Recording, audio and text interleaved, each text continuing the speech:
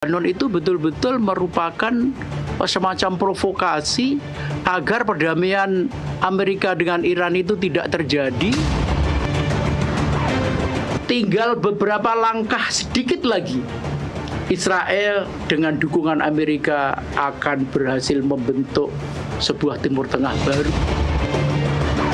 Saya rasa pemerintah tidak perlu ragu-ragu, tidak perlu menutup-nutupi apa yang sebetulnya terjadi di Timur Tengah dalam perspektif Indonesia, karena bagaimanapun juga kepentingan nasional harus menjadi yang paling utama.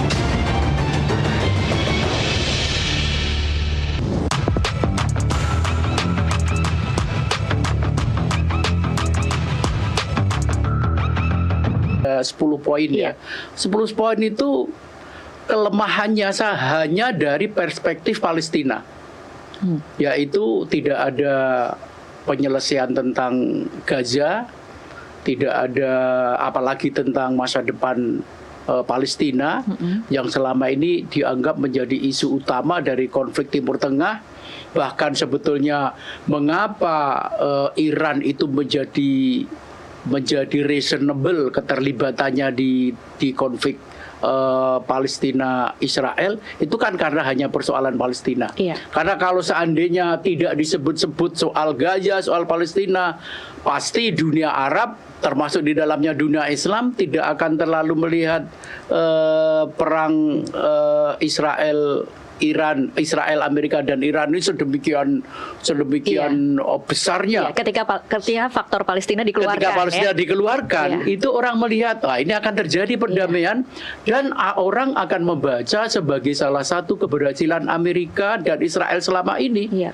Karena selama ini Amerika dan Israel itu selalu berhasil mengisolasi persoalan Palestina dalam pembicaraan perdamaian antara negara-negara Arab dengan Israel. Misalnya Mesir dengan Israel tahun 1979 mengisolasi Palestina. Yordan dengan Israel tahun 95 mengisolasi lagi Palestina. Bahkan ketika tahun 2006 negara Arab menandatangani pengakuan terhadap Israel dan membuka hubungan diplomatik dengan Israel, artinya terjadi normalisasi 6 negara Arab dengan Israel, lagi-lagi Palestina tidak disebut-sebut dalam perundingan tersebut. Dan terakhir dalam BOP yang tadinya ketika dilakukan pembicaraan antara Presiden Trump dengan pemimpin negara Arab dan Islam termasuk Indonesia di tengah-tengah sidang umum PBB itu, soal Gaza itu sangat utama, tetapi ketika dalam rumusan BOP sudah tidak ada lagi, berhasil lagi kan.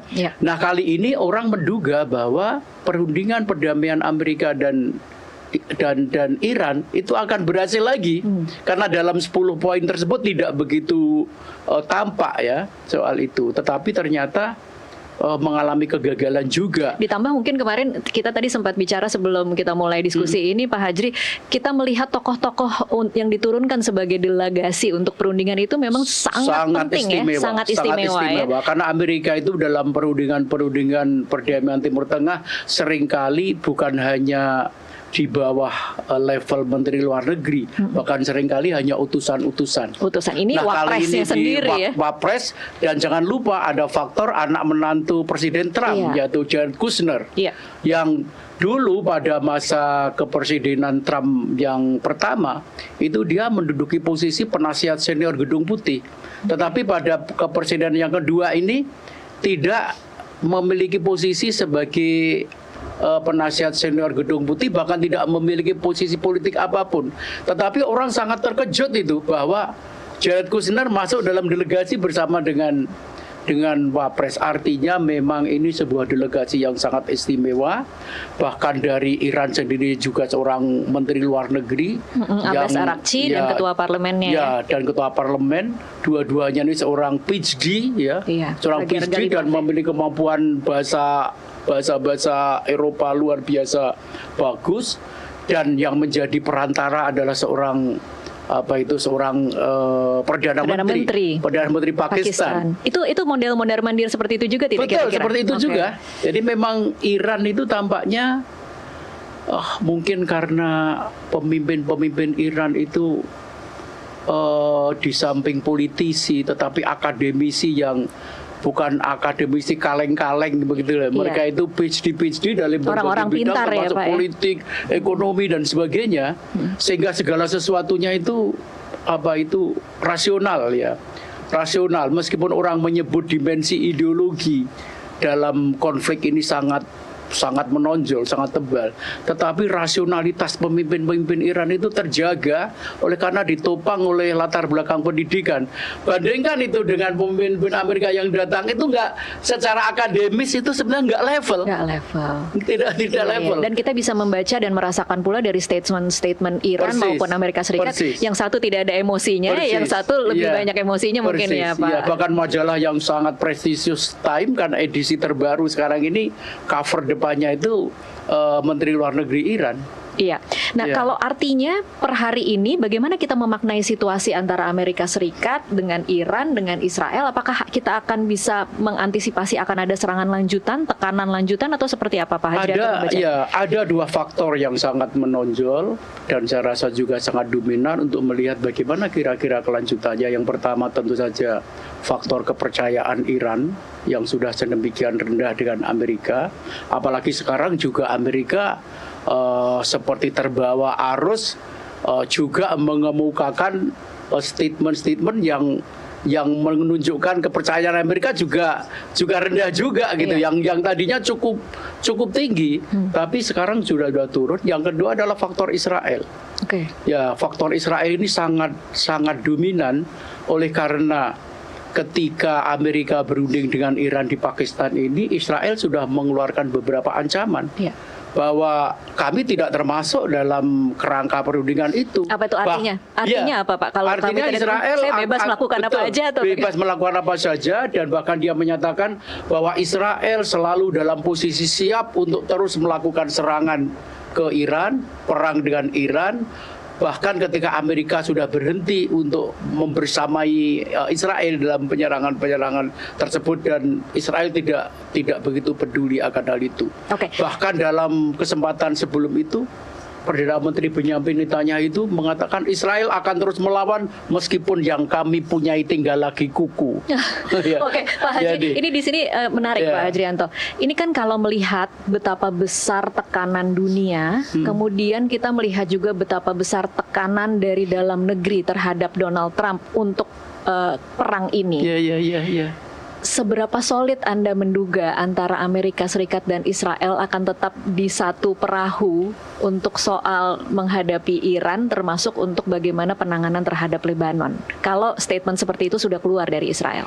Kalau kita melihat bagaimana Israel terus melakukan gempuran di Lebanon, sesuatu yang sudah dihentikan ketika terjadi perang Israel-Amerika dengan Iran, itu kan relatif gempuran Amerika di Lebanon itu reda. Tapi begitu perundingan itu berlangsung, bahkan ketika gencatan senjata dicapai atau jeda sengketa dicapai untuk disepakati dilakukan pembicaraan yang akhirnya terjadi di Pakistan itu, Israel menggempur, justru malah makin menggempur luar biasa dengan korban yang sangat besar. Dan warga sipil, Pak Hajri. Dan warga sipil. Dan ini kalau Anda membacanya, ini memang mencuri kesempatan dalam kesempitan karena memang sedang ada yang berunding, atau memang ini dia seperti seolah-olah hitoh dengan misi besar dia bahwa memang dia harus menaklukkan Lebanon Selatan. Atau seperti apa? Saya lihat seperti itu, karena memang Israel ini target utamanya adalah melumpuhkan kekuatan-kekuatan yang memiliki kemampuan menyerang dirinya. Definisi keamanan menurut Israel itu sangat unik. Jika negara-negara yang lain itu menyatakan aman itu kalau tidak ada serangan, tapi bagi Israel yang namanya aman itu adalah tidak ada lagi kekuatan yang punya potensi untuk menyerang dirinya. Karena itu negara-negara di sekitarnya dan negara-negara yang menentangnya itu harus dilumpuhkan secara militer. Dan bahkan lebih daripada itu, bukan hanya kekuatan-kekuatan negara yang menentang dirinya, melainkan juga kekuatan-kekuatan dari aktor non-negara seperti Hizbullah, Hamas, Houthi, Houthi itu yang basisnya di Yaman, dan sebenarnya tambah satu lagi tetapi belum begitu menonjol, yaitu Kataib Hizbullah itu dari Irak. Seperti diketahui pengaruh Iran sangat besar di Irak. Irak itu berhasil menanamkan pengaruhnya di Irak, kemudian Suriah sebelum Presiden Bashar Assad jatuh, Lebanon, Yaman, dan Palestina dalam hal ini Hamas. Tapi begitu Israel melakukan perang dengan Gaza, Hamas dapat dihancurkan. Apapun definisi dari kehancuran Hamas itu real ya, karena infrastruktur militer Hamas itu memang betul-betul mengalami penurunan yang sangat drastis. Yang kedua, kemudian Presiden Bashar Assad yang merupakan proksi dari Iran juga jatuh. Pengganti Presiden Bashar Assad ini lebih pro Barat, lebih pro Israel dalam pengertian ingin menjalin perdamaian. Dan kemudian Lebanon, kekuatan Hizbullah dihancurkan. Yang sebetulnya sebelum terjadi perang dengan Iran itu, perlu diketahui infrastruktur Hizbullah, tempat saya bertugas selama 6 tahun di Beirut itu hancur sampai level 4. Jadi infrastruktur militer itu ke level 4 dihancurkan, bahkan lebih fenomenal lagi infrastruktur kepemimpinan. Jadi pemimpinan level 1 itu kan di Sekjen, Hasan Nasrullah berhasil dibunuh di Dahyeh. Penggantinya baru 1 hari dibunuh lagi. Sekarang pengganti yang ketiga yang dalam perspektif para pengamat politik di Lebanon itu jauh levelnya kalau dibandingkan dengan Sekjen Hasan Nasrullah dari segi karismanya, dari segi keberaniannya dan sebagainya. Dan level kepemimpinan militer level 4 itu dihancurkan. Sebetulnya sudah begitu parah tingkat kehancuran Hizbullah. Tetapi ini ketika pemerintahan terlangsung, maka banyak dugaan, ini poin yang sangat penting. Banyak dugaan bahwa apa yang dilakukan Israel di Lebanon itu betul-betul merupakan semacam provokasi agar perdamaian Amerika dengan Iran itu tidak terjadi, oleh karena dia ingin satu langkah lagi, yaitu lumpuhnya kekuatan militer Iran.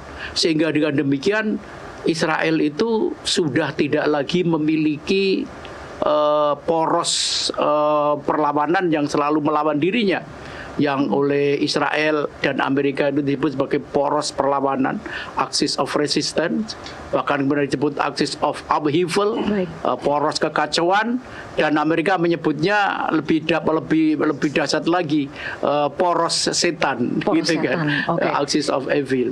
Dia ingin hancur dan semua. Ini belum gitu. Baik, kita nanti masih akan bahas. Sangat menarik memang kemudian membedakan antara motivasi Israel. Kalau tadi Pak Hajri mengatakan keamanan versi Israel itu sangat unik. Apakah ini memang semata-mata soal keamanan atau ada ambisi untuk pencaplokan wilayah? Nanti kita masih akan bahas lebih lanjut di segmen selanjutnya. Pemirsa tetaplah bersama Kasih Paham.